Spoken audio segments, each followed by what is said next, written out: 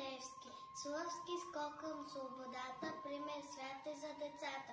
Да растат в мир, любов, сплотени със смелост да са окрилени, да веят българското знаме, да бъдат рамо до рамо, да обичат непреклонно вяра дом на всичко родно. Близо е вече времето да докажем на душманите, че българинът не ще бъде вече роб, а свободен.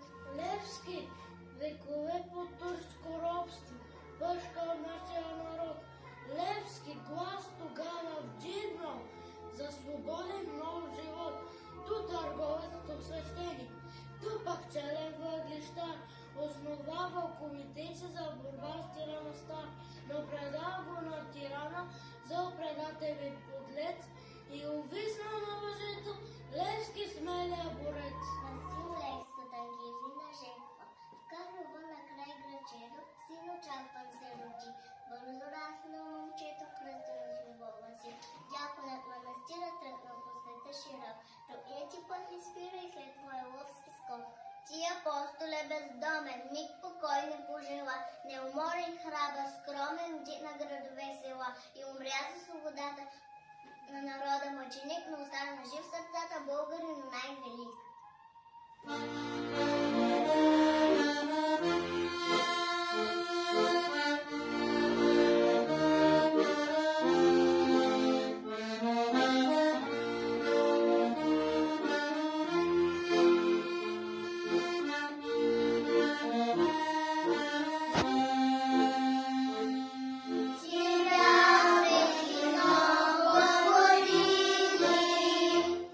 България, славен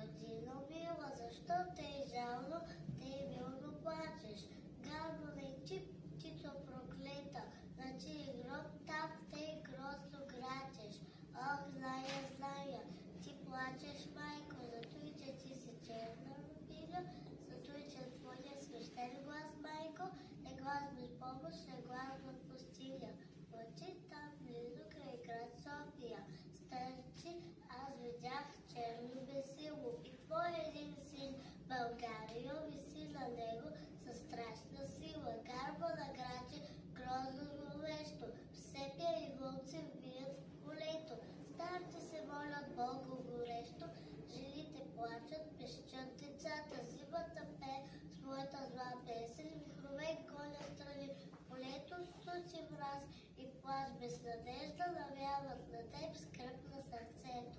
Обещано отечеството се жертва за освобождението му, а не да бъде поемано.